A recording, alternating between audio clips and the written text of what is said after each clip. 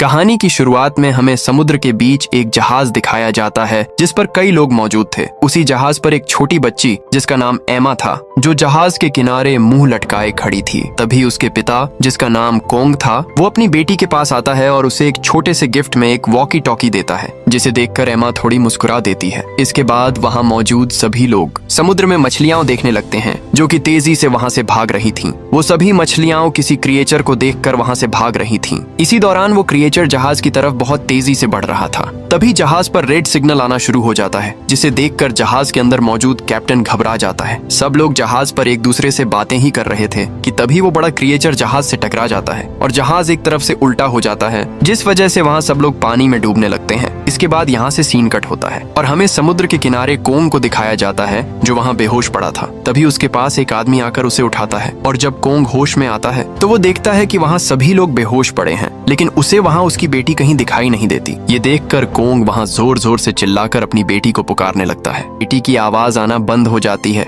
अब कोंग को पता चलता है कि वो इस जगह अकेला नहीं है, बल्कि दूसरे किनारे पर भी बहुत सारे लोग हैं। ये देखकर वहाँ मौजूद सभी लोग उन्हें बुलाते हैं, लेकिन इसी बीच कोंग को अपनी बेटी दिखाई देती है। ये देखकर कोंग उसे लेने जाता है, लेकिन तभी उसका दोस्त उससे कहता है कि वहाँ कुछ हिल रहा है, जिसे देखकर वहाँ मौजूद सभी लोगों की आंखें फटी की फटी रह जाती हैं, क्योंकि वहाँ पर एक बहुत बड़ा मॉन्स्टर सांप उनकी तरफ बढ़ रहा था। और तभी वो विशाल सांप सभी लोगों को बहुत ऊपर उछाल देता है, साथ ही बहुत से लोगों को खा जाता है। ये देखकर कोंग तुरंत अपनी बेटी को बचाने के लिए भागता है, लेकिन इसी दौरान उसका दोस्त आकर उसे रोक लेता है। और जब कोंग पीछे मुड़कर देखता है तो वो बड़ा सांप उसकी बेटी को खा जाता है और वो सांप वहाँ से जंगल की तरफ चला जाता है। ये देखकर कोंग बहुत बुरी तरह से रोने लगता है, क्योंकि उसकी बेटी को वो विशाल सांप उसके सामने खा गया था और वो उसे बचा नहीं सका। तभी उस रेडियो से कुछ आवाजें सुनाई देती हैं। अब उसे यकीन हो जाता है थी कैप्टन सभी लोगों को होश में लाता है और सभी लोग एक एक करके होश में आने लगते हैं। तभी कैप्टन कोंग की बेटी एमा को देखता है, जिसकी अभी भी सांसें चल रही थीं। अचानक उसे भी होश आ जाता है, लेकिन उनकी बदकिस्मती ये थी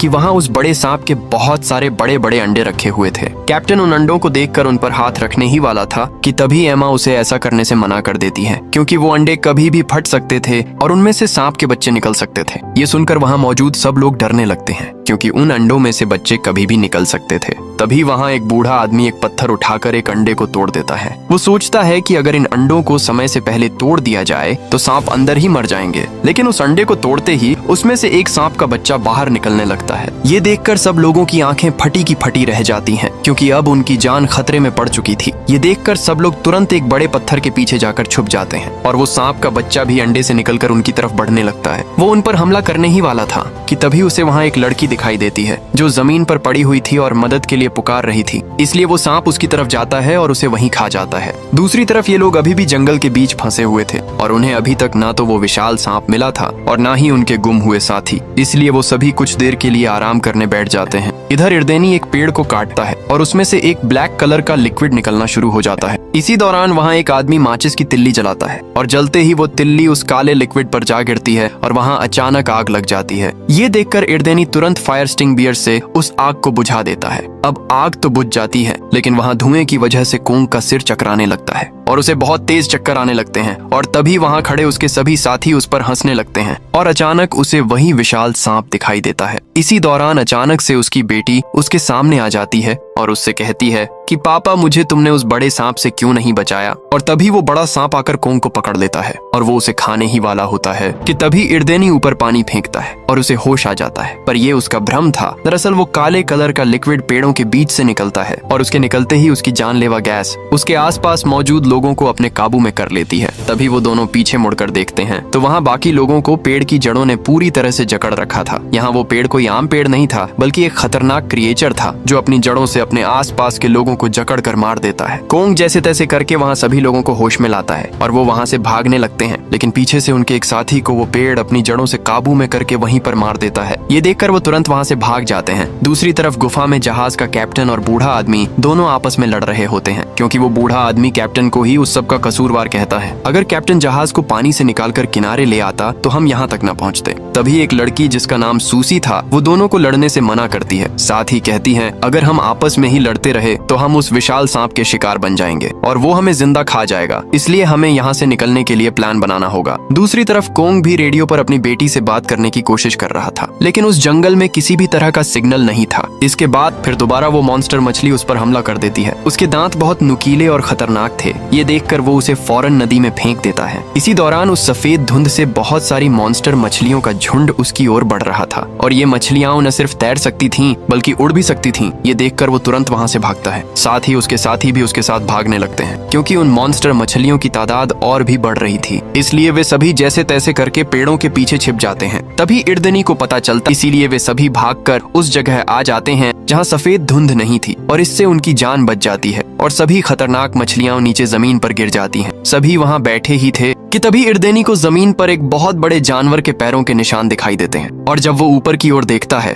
तो वहां एक पेड़ पर एक अजीब सी चीज चिपकी हुई थी। ये देखकर सबकी सांसें थम जाती हैं और उसे वहां से खींच कर ले जाती है। ये सब लोग देख ही रहे थे कि तभी ऊपर से एक अजीब मेंढक उनके सामने आ गिरता है। यहाँ हमें पता चलता है कि ये जाती है क्योंकि उस मेंढक का साइज बहुत बड़ा था जिसे मार पाना नामुमकिन था। इसलिए सब लोग वहां से तेजी से भागना शुरू कर देते हैं। लेकिन तभी वो मॉन्स्टर मेंढक अपनी जुबान से एक आदमी को पकड़ लेता है। वो बूढ़ा आदमी उसके पेट में जाने ही वाला था कि तभी वो एक पेड़ को मजबूती से पकड़ लेता है, लेकिन अब उसका हाथ भी पेड़ से फिसल रहा था। इसलिए उसके साथी आकर उसे पकड़ लेते हैं। इसी दौरान उनका एक साथी गुस्से है क्योंकि वो विशाल सांप उस मॉन्स्टर मेंढक को चीर फाड़ कर वहीं पर खा जाता है। लेकिन बदकिस्मती से उस विशाल सांप का ध्यान सभी साथियों की तरफ चला जाता है और वो उन पर भी हमला कर देता है। लेकिन वो बूढ़ा आदमी और वो लड़का जिन पर उस मेंढक ने हमला किया था वो घायल होने की वजह से धीरे धीरे भाग रहे थे। तभी आगे जाकर वो दोनों गिर जाते हैं। वो विशाल सांप उन्हें खाने ही वाला होता है कि तभी वो बहुत सारे पेड़ों के बीच फंस जाता है। इधर उनका एक साथी उस सांप का ध्यान भटकाने के लिए उसकी तरफ एक नारियल फेंकता है जिससे वो दोनों वहां से भाग जाते हैं। लेकिन वो सांप गुस्से में उस लड़के का पीछा करने लग जाता है और वो जैसे तैसे करके एक पेड़ के पीछे जाकर छिप जाता है। इसलिए वो विशाल सांप से दोबारा बच जाता है। दूसरी तरफ चारों साथी पेड़ों के पीछे छिप जाते हैं। इसीलिए वो सांप भी उनका पीछा करते करते उनकी तरफ आ पहुंचता है और तभी वो उनमें से एक साथी को देख लेता है। वो उस सांप के सामने हाथ जोड़कर माफी मांगता है और कहता है कि मुझे मत खाओ। लेकिन इससे पहले कि वो सांप उसकी बात समझ पाता वो उसे वहीं पर खा जाता है और वो मॉन्स्टर दोबारा से बाकी साथियों का पीछा करने लगता है। ये देखकर वे सभी वहां से फौरन भागने लगते हैं। इसलिए वो वहां से चला जाता है और आखिरकार एक बार फिर उनकी जान बच जाती है। इधर उस विशाल सांप की गुफा में वो बूढ़ा आदमी बाहर निकलने की कोशिश करता है, लेकिन उसकी कोशिश नाकामयाब हो जाती है। तभी अचानक से जमीन हिलने लगती है। ये देखकर वे सभी मरने का नाटक करके वहां लेट जाते हैं ताकि वो विशाल सांप उनका कोई नुकसान न पहुंचा सके। वो सांप अपनी गुफा में उन्हीं दो लोगों को फेंकता है जिन्हें कुछ देर पहले ही उसने निगला था। तभी वो देखता है कि उसका एक बच्चा वहां मरा पड़ा हुआ था। इसलिए वो सभी लोग वहां से निकलने की कोशिश करते हैं, लेकिन तभी वहां उस विशाल सांप के बाकी अंडे टूटने लगते हैं क्योंकि कुछ ही देर में बाकी अंडों में से सांप के बच्चे निकलने वाले थे और तभी एक अंडे में से एक सांप का बच्चा बाहर निकल आता है। ये देखकर सभी वहां से भागने लगते हैं, लेकिन इधर कोंग की बेटी भाग नहीं सकी और वो उस सांप के बहुत करीब थी। इसी दौरान कोंग की बेटी उसके सिर पर हाथ रखती है और आगे से वो सांप उसका कुछ नहीं करता। दरअसल कोंग की बेटी है। इधर जंगल में सभी साथी गुम हुए लोगों को ढूंढते ढूंढते एक जगह पहुंच जाते हैं जहां उन्हें एक अजीब सा घर दिखाई देता है और वो सीधे उस घर के अंदर चले जाते हैं। अंदर जाते ही उन्हें कुछ केमिकल की बोतलें दिखाई देती हैं और यहाँ उन्हें पता चलता है कि ये घर बहुत साल पहले एक एक्सपेरिमेंट लैब हुआ करता था और बहुत सारे जानवरों की तस्वीरें भी दिखाई देती हैं जिन पर एक्सपेरिमेंट किए गए थे और इसीलिए यहाँ के सभी जानवर बड़े बड़े मॉन्स्टर में बदल चुके थे। इसी बीच उन्हें वहाँ एक रेडियो मिलता है और वो तुरंत रेस्क्यू टीम को खबर पहुँचाने की कोशिश करते हैं, लेकिन वो रेडियो बहुत पुराना था और ठीक से काम भी नहीं कर रहा था। तभी उन्हें बाहर से किसी के आने की आवाज सुनाई देती है और वो तुरंत छिप जाते हैं। लेकिन ये तो वही आदमी होता है जो उस विशाल सांप की गुफा से निकलकर भागा था। यहाँ कोंग अपनी बेटी के बारे में पूछता है कि मेरी बेटी कहाँ है। इस पर वो बूढ़ा आदमी बताता है कि सब लोग मारे जा चुके हैं और सबको वो विशाल सांप खा चुका है। ये सुनकर कोंग अंदर से पूरी तरह टूट जाता है और वो अपनी बेटी को ढूंढने के लिए जाने लगता है, लेकिन उसका साथी इर्देनी उसे जाने से रोक लेता है। अगली सुबह कोंग नींद से उठकर बैठा ही था कि तभी उसे रेडियो पर हेलीकॉप्टर की आवाज सुनाई देती है। इसलिए वो खुले मैदान में आकर आवाजें लगाते हैं, लेकिन वो हेलीकॉप्टर उन्हें देख नहीं पाता और वहां से चला जाता है। इसी दौरान कोंग के रेडियो पर उसकी बेटी की आवाज सुनाई देती है, जिसे सुनकर वो सभी को बताता है कि अभी भी सब लोग जिंदा हैं। लेकिन वो बूढ़ा आदमी अपना झूठ छुपाने के लिए उसे पागल बोलता है और कहता है कि वो सांप सभी लोगों को खा चुका है और वो मर गए हैं। कहता है कि वहाँ लोग अभी भी जिंदा हैं, इसलिए सब लोग खुश हो जाते हैं।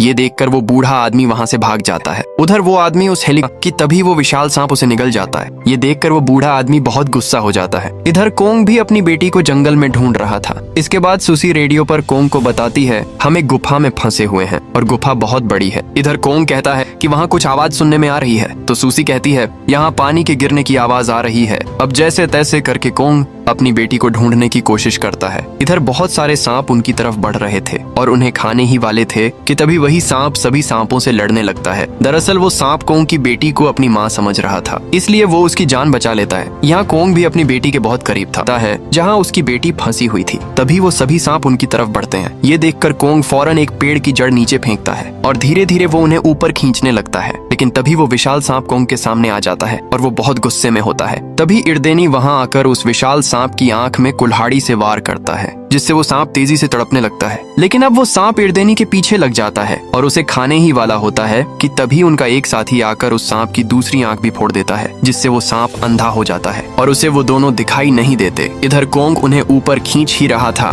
कि तभी नीचे से जहाज का कैप्टन आकर उन्हें ऊपर धक्का दे देता है और सभी सांप मौका देखकर उस पर हमला कर देते हैं। इसी दौरान कोंग का साथी वहाँ निकला था और तभी वहाँ सभी सांप उसकी तरफ बढ़ते हैं और उसे वहीं पर मार देते हैं। इधर सभी साथी जंगल से बाहर निकल जाते हैं। तभी इर्देनी सबसे कहता है हमें अलग अलग भागना होगा, नहीं तो हम सब मारे जाएंगे। उस विशाल सांप से लड़ने का फैसला करते हैं। तभी इर्देनी भागते हुए उस सांप को बीच से काट देता है, लेकिन वो सांप भी इतना ताकतवर था कि उसे जरा सा भी है पर वो ताकतवर सांप उसे नीचे गिरा देता है। तभी वो विशाल सांप कोंग को खाने ही वाला होता है कि तभी इर्देनी अपने हाथ में आग पकड़े उसका ध्यान अपनी ओर कर लेता है और सीधे जंगल की तरफ भाग जाता है। इर्देनी भागते भागते फिर से उसी जगह पहुंच जाता है जहाँ बहुत सारा जहरीला लिक्विड पड़ा था। जैसे ही वो विशाल सांप उस लिक्विड के करीब आता है तो इर्देनी मौके का फायदा उठाकर वहाँ आग फेंक देता है, जिससे वो विशाल सांप बहुत बुरी तरह से जलना शुरू हो जाता है। वो अपनी जान बचाने के लिए जंगल से बाहर भागता। इसी बीच कोंग और उसके साथी सांप का मुंह खोलकर कोंग की बेटी को बाहर निकाल लेते हैं, लेकिन उसकी बेटी पूरी तरह से बेहोश हो चुकी थी। सबको लगा कि अब कोंग की बेटी इस दुनिया में नहीं रही। ये सुनकर कोंग बहुत बुरी तरह से रोने लगता है, लेकिन तभी उसकी बेटी को होश आ जाता है और इसी सीन के साथ ये कहानी यहीं पर खत्म होती है।